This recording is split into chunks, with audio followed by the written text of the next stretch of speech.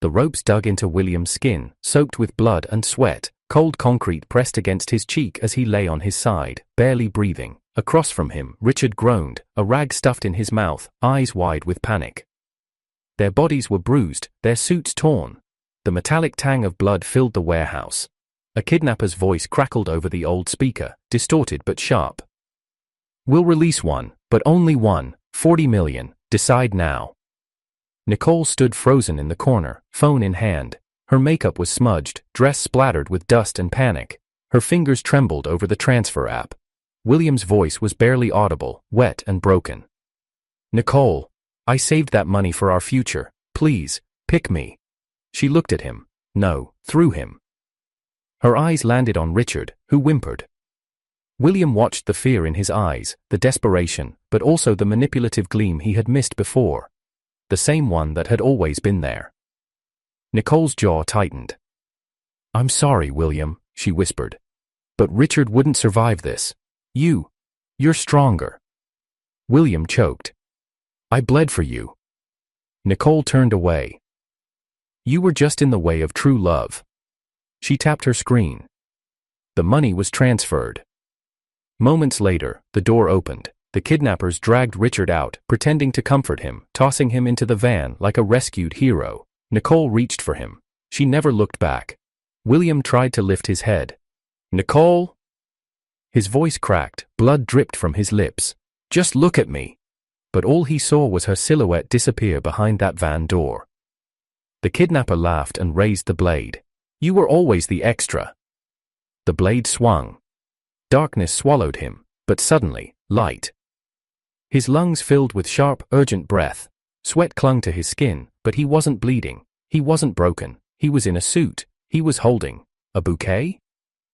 Confetti rained from above. Bells echoed in the distance. He stood at the gates of a decorated villa, sunlight spilling across the bricks. Musicians played a gentle melody. Guests whispered and smiled. A man's voice pulled him back. "Noah, William, what's wrong? You're pale." William turned. Santiago, his best man, his friend, alive, unbroken. His chest heaved. His hands were clean. No ropes, no blood, just flowers. "You okay, man?" Santiago asked, frowning. "The Moo family's inside pushing again. They want the final 180K. Said Nicole won't come out unless they get it." William's eyes widened. Wedding day. Nicole. He was back. And this time, he remembered everything. William stood under the wedding arch, the bouquet in his hand starting to tremble, not from nerves, but from something deeper, something colder. The sunlit courtyard shimmered with gold-trimmed drapes, ivory flower petals lining the aisle. Laughter and chatter drifted across the lawn, but all he could hear was Nicole's voice in his memory, laced with indifference. "You were just in the way of true love." His pulse beat against his ears like a war drum. The familiar scent of jasmine surrounded him, Nicole's favorite flower. The same she had once said reminded her of childhood safety. He used to believe that. He used to believe everything she said. "William." Santiago placed a hand on his shoulder. "Hey, I just spoke to Nicole's cousin. It's happening again. They're demanding another $180,000 up front, now, or she's not coming out." William's grip on the bouquet tightened. Santiago sighed. "I'm sorry, man. I told them you already gave 800, but her uncle said the family talked and they feel you're holding back." William stared at the villa doors. In his last life, he would have transferred the money within seconds, just like he had for Nicole's mother's surgery, just like when he'd paid for Richard's mysterious treatment abroad because Nicole said he was going through a breakdown, just like when he covered her brother's gambling debt without question, because he thought love meant giving, without limit, without voice. "Do you still want to do this?" Santiago asked carefully. William blinked, snapped out of the past by the worry in his friend's voice. He glanced down at his own shoes, polished, perfect. He looked like the groom of a fairy tale. But fairy tales don't end with knives in the dark and your lover watching you die. "I need to speak to Nicole," William said quietly. Santiago hesitated. "She's inside the bridal suite. Her family's blocking the hallway, though. Ugh, they're saying no groom until the transfer is done. I'll handle it." When William stepped into the villa, the noise died. Nicole's aunts and uncles stood with folded arms, expressions tight. Her father looked him over like he was an insufficient investment. "Well, you came to your senses?" her uncle asked. William said nothing. He walked past them. The bridal room door creaked open. Nicole sat at the edge of the bed, veil pushed up, gown spread around her like a throne of white. She was stunning, every inch of her tailored for perfection, but her expression, boredom, mild irritation. "William," she said flatly, "they told you about the 180,000. His breath caught, the voice, it was the same voice that once cried over Richard in front of his dying body. Nicole crossed her legs and stared at him. "We can't get married if you're going to get stingy about a little money. Honestly, it's embarrassing. Just transfer it to my uncle's account." His gaze drifted past her to the mirror, where a suited figure leaned against the wall. Richard. Hair neatly gelled, tie straight, hands in pockets, smirk on his face. "Yeah," Richard said, pushing off the wall. "If you really love her, what's there to think about?" Nicole nodded. "Exactly. It's just money, William. I thought you weren't like other men." In his last life, those words had gutted him. He thought she was testing his love. He thought Richard was just a bystander. He thought being generous was proof of devotion. But now, William saw it all for what it was. Nicole never planned a marriage, she planned a transaction. He took a slow step forward, the memories unraveling like a film reel behind his eyes. Nicole weeping in his arms when her mother collapsed. He paid the full medical bill within the hour. Richard appearing at his office, eyes bloodshot, speaking of trauma and withdrawals. He gave him the rehab fund. Nicole's brother caught laundering money. William paid the silence fee. And yet, at the end, tied up in that warehouse, broken and pleading, it was Richard she chose. "Do you remember what you told me last year?" William asked softly. Nicole blinked. "What?" "At the hospital, you said I was the only man who ever made you feel safe." She raised a brow. "So? Liar?" he whispered. "What's gotten into you?" she snapped, rising. "Look, if this is about the money. You don't love me, Nicole." Her eyes widened for a beat before narrowing into irritation. "Oh, now you're sulking like a child?" "I just want to hear you say it," William said calmly. "You love Richard." Richard laughed. "Come on, man, don't make this weird." William stepped past Nicole, stopping inches from Richard. "Do you remember the night I died?" Richard stiffened. "What the hell are you talking about?" William didn't blink. "You were crying, but you weren't scared, you were excited, because she chose you." Nicole's voice grew sharp. "What's wrong with you? You left me there, Nicole. You turned your back while I begged you. You gave him my money, my future." "Are you sick?" she hissed. "Why are you saying these things on our wedding day?" He turned to face her fully.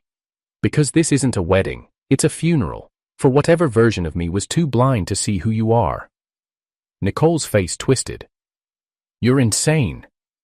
"No," he said quietly. "I'm finally awake." She pointed to the door. "Then leave."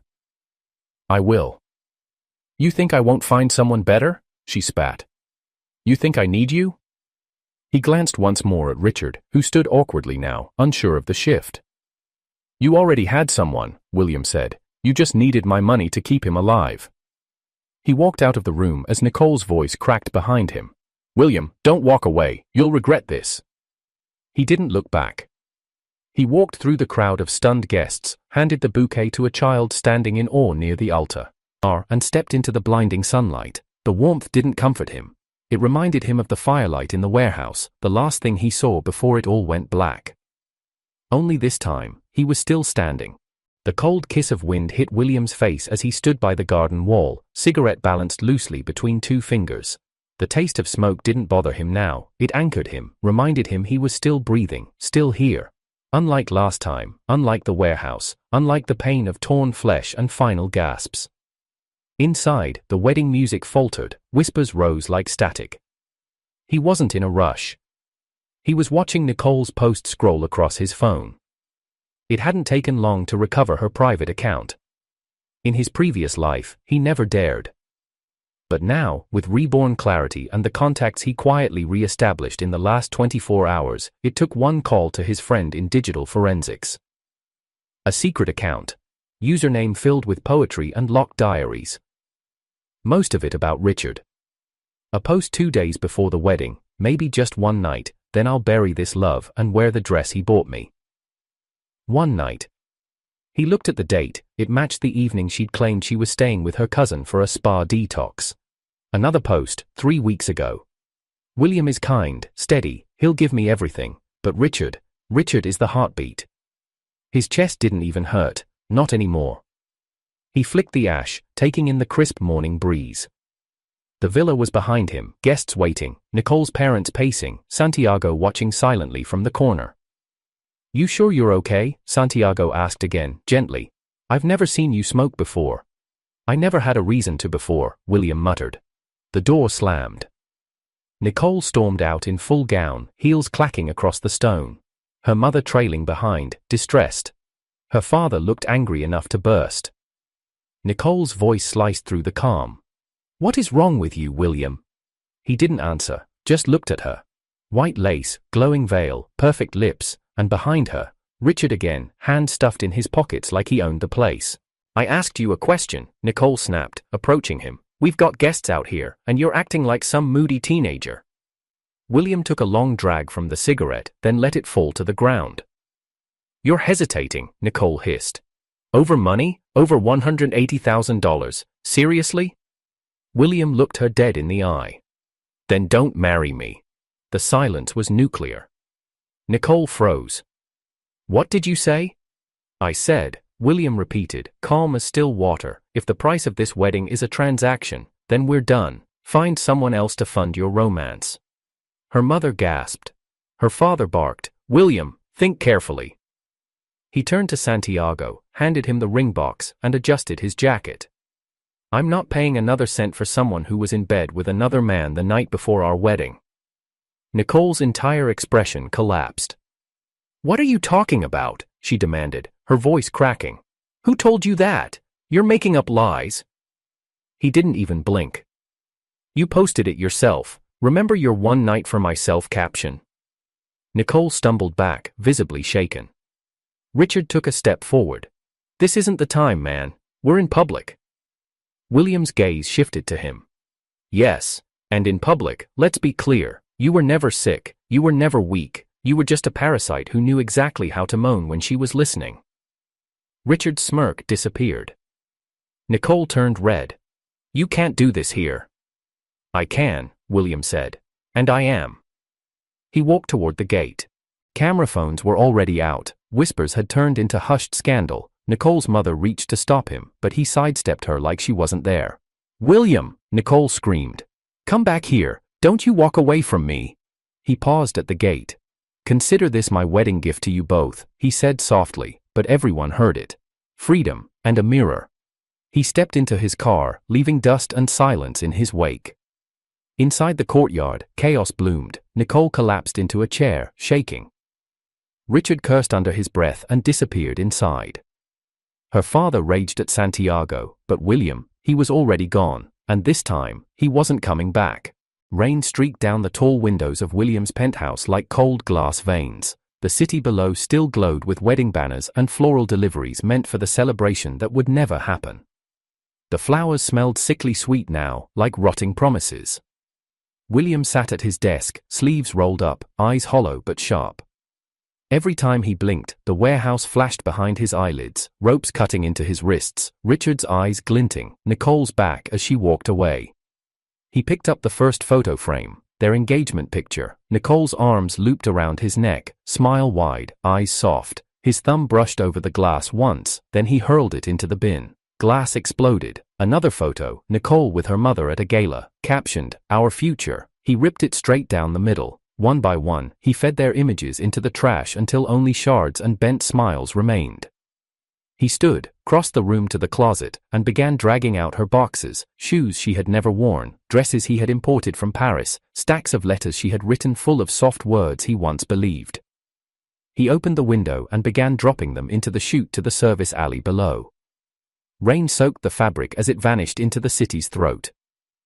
His phone buzzed. His lawyer. "Mr. Grant," the voice said, "we filed the initial motion for dowry retrieval. We'll freeze her uncle's accounts and issue a summons by morning. You're certain about this?" William stared at the rain. "Freeze everything," he said. "No one touches my money again." "And the public statement?" He opened his laptop, drafted in bold at the top of the email. Wedding called off due to betrayal, no further comment at this time. He hit send. Within minutes, the announcement splashed across news feeds and wedding blogs. Comments exploded: shock, gossip, anger, speculation. Nicole's name began trending. Another Z, his banker, shared accounts frozen, joint cards cancelled, transfer reversals initiated. The penthouse grew quieter, the storm outside louder. He walked to the window, cigarette between his lips. The ember glowed like a single star in the darkness. He inhaled. For the first time, the smoke didn't choke him. It tasted like control. Down at the gate, headlights flared. A white car, Nicole. He watched from above as she stepped out, still in the wedding dress but soaked through, makeup streaking. Behind her, Richard held an umbrella over his head, but not hers, smug even now. Nicole clutched her skirt and stumbled toward the gate, shouting up at the guard, "I'm his fiancée, let me in!" The guard held firm. William had given explicit instructions: no entry, no exceptions. Nicole pulled out her phone, dialing furiously. Seconds later, his phone rang. He let it buzz twice before answering. "William," her voice broke. "Please, just talk to me." Silence on his end. "It was only one night," she blurted. "He was dying, I was confused, you can't ruin everything over that." He exhaled, smoke curling from his lips. "He wasn't dying." "What?" "You said the same thing before," William murmured. "You said Richard couldn't handle the pain, you said I was strong, that I'd survive." Her breath hitched. What are you talking about?" "I remember," he said. "Every second, every word, the warehouse, the blade. You walked away." She started crying. "I didn't mean, William, please, you have to understand, I was desperate." He looked down at her from the penthouse window, her form small and soaked. Richard shifted beside her, whispering something into her ear, smirking at the guard. "I don't have to understand," William said. "Not anymore. Please," she sobbed. "We can fix this, just open the gate, let me explain." He flicked the cigarette off the balcony, watching the ember fall. "You can suffer now," he said quietly, and hung up. Below, Nicole's cry echoed against the metal gate. Richard adjusted his umbrella, glancing up toward the penthouse, but William had already turned away. He closed the window, shutting out the storm, shutting out her voice. His heart still raged with betrayal, but underneath it was a strange clarity. The pain wasn't choking him anymore. It was a compass, pointing him away from her, away from everything he used to be. He sat back at his desk, opened a fresh legal file, and began planning. Not just to take back what was his, but to make sure Nicole and Richard would never stand over him again, not in this life, not in any life. The Moo family, though they called themselves the Carter family in this lifetime, showed their true colors fast. As soon as William's lawyers sent the dowry recovery demand, they responded with scoffs, delays, and finally, complete refusal. "This is outrageous," Nicole's mother said publicly. "That money was a wedding gift, he broke the engagement, now he wants to punish us?" Nicole didn't stay silent either. Her social media accounts, reopened, curated, and staged, began to drip with victimhood. A wedding photo shoot she never posted before now emerged, captioned, "I was ready to give him everything, but money changed him." The hashtags rolled in: #broken bride, #true love denied, photos of her wiping away staged tears. A video of Richard holding her hand at a candlelit table. Comments filled with sympathy, disbelief. The story twisted. William became the villain, a greedy man who humiliated his fiancée over a misunderstanding. And for a moment, public sentiment shifted. Until the leak. William didn't plan it, he simply gave access to the right account. The forensic team sent him what they found, he left the rest to timing. It started with a video, Nicole and Richard entering a hotel room, her arms around his neck, lips locked, timestamp, 4 nights before the wedding. Another clip followed, same hotel, same room, morning after, Richard shirtless, Nicole on the bed, laughing as she took a photo of him. Then came the post, a screenshot of Nicole's private account, dug out of the backup servers. "If only William didn't exist, Richard and I would be free."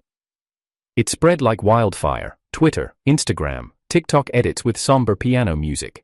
News headlines changed from "Groom humiliates bride" to "Expose, bride's secret lover days before wedding." Nicole's team issued a frantic statement.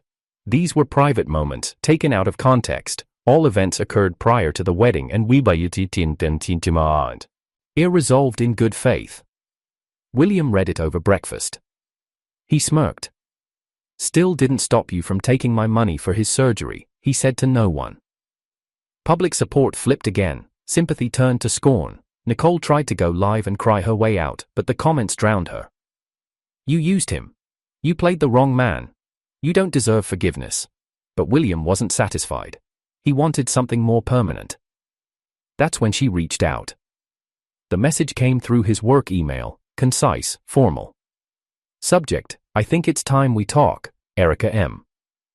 He remembered her instantly. Erica, law student. They'd met once at a conference 2 years ago. She was quiet, always observing. Nicole hadn't liked her. She stares too much, Nicole once said. Creepy. But William remembered something else. Erica had tried to warn him. I don't think Nicole is who she says she is, she'd told him gently. Be careful. He hadn't listened. Now? He couldn't respond fast enough. They met at a rooftop cafe 2 days later. Erica hadn't changed, still wore earth tones, minimal makeup, hair tied back, quiet intelligence in her gaze. I saw the case, she said, sliding a thick folder across the table, and I've been tracking Nicole for a while. You're not her only target. He opened the folder. Bank transfers, photos, cross-referenced schemes. Nicole and her family had pulled similar stunts before: lavish engagement, sudden dowry disputes, rapid separation with the money gone. She was good at hiding it, Erica said, but not good enough. William leaned back. You're a prosecutor now. She nodded. White-collar division. You've been watching this for years? Her eyes dropped to the coffee between them. After I saw what she did to you, I didn't want to stay quiet anymore. He closed the folder slowly. You warned me, I didn't listen. You weren't ready to, she said softly. Silence passed between them. Then William said, Are you ready to bring them down? Erica didn't smile. She just opened her own laptop and began outlining a plan. Within days, William's legal team, combined with Erica's inside connections, had enough to open a fraud investigation. The Carter family panicked. Nicole tried to play the victim again, claiming emotional damage, hinting at mental health struggles, but the evidence buried her theatrics. And William? He watched calmly, no longer reacting to her breakdowns, no longer stirred by her tears. Because this wasn't just about money. This was about justice, precision, reversal. Everything she took from him, his dignity, his love, his life, was now being recalculated, line by line, frame by frame. And this time, she wouldn't get to walk away.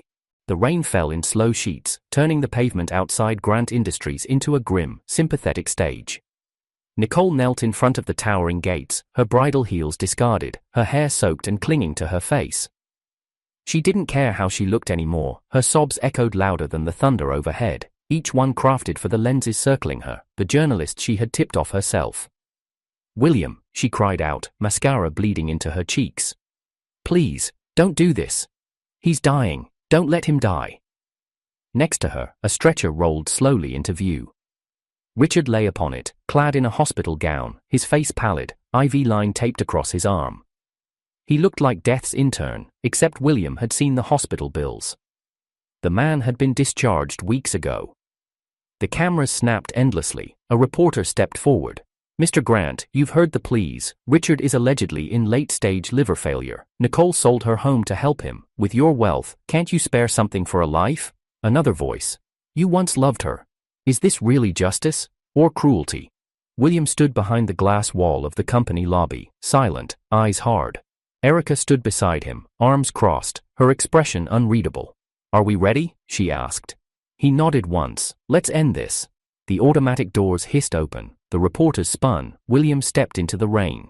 He didn't bring an umbrella. Nicole gasped when she saw him. William, thank God, please. She crawled toward him on scraped knees, her dress soaked and clinging to her like a second skin.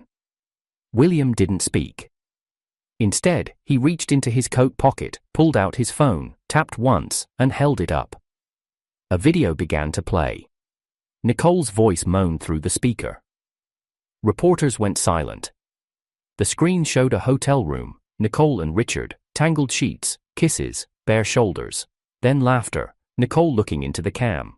Era. William let the clip run for 7 seconds. Then he lowered the phone. Nicole's mouth opened but no sound came out. Richard sat up on the stretcher like someone shocked back to life.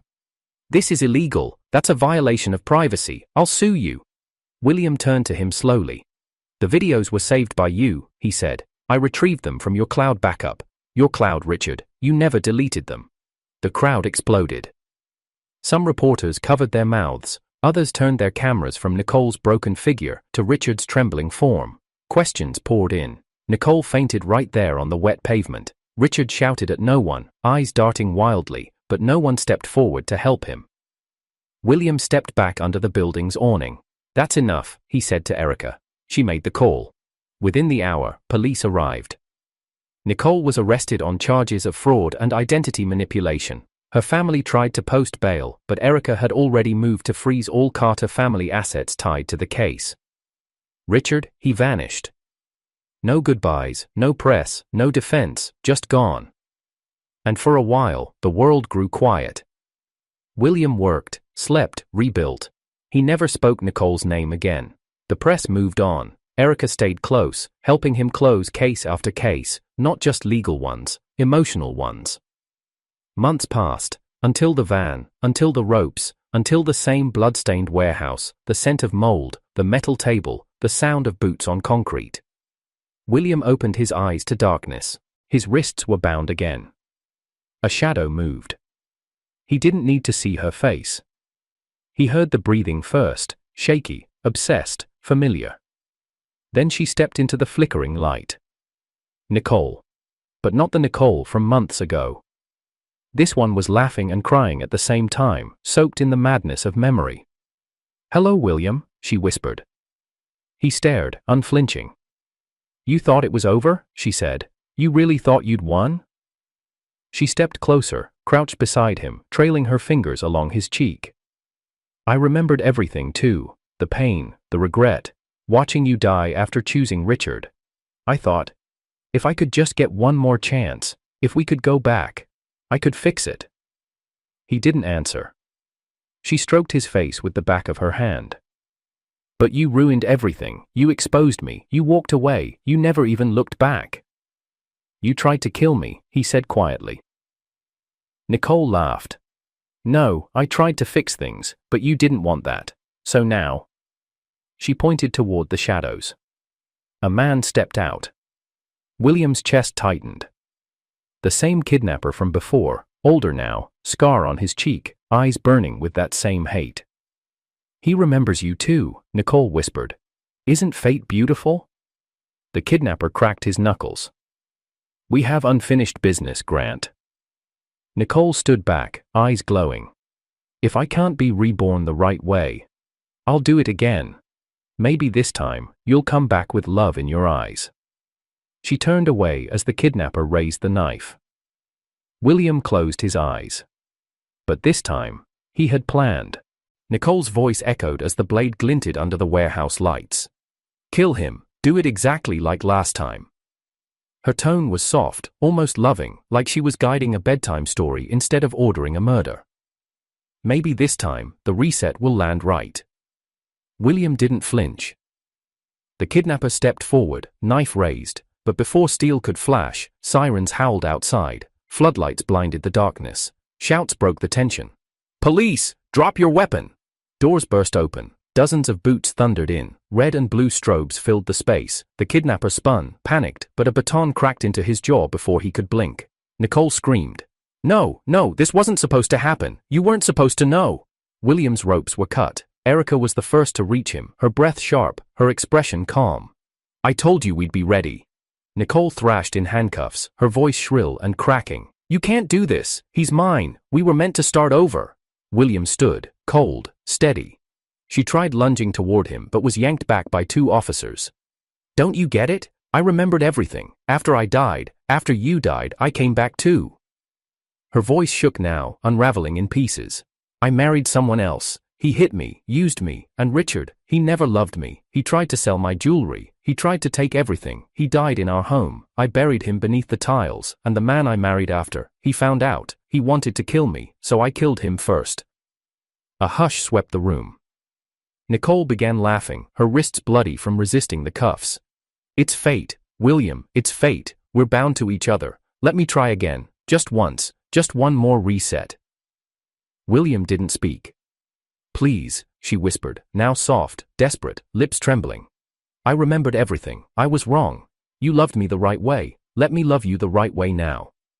"You're not capable of love," he said. "But you loved me once," she said. "I did," he said quietly. "And you killed it." She looked up at him, eyes widening as if the words stabbed deeper than any knife ever had. He turned his back. Nicole shrieked as she was dragged out. "I'll come back. I swear it. I'll find a way. You can't end this." But it was already over. The trial lasted months. Evidence surfaced, Richard's remains found beneath her old townhouse, her husband's car tampered with. Transaction trails. A diary entry. "If I can't love him in this life, I'll kill him in this one and wait for the next."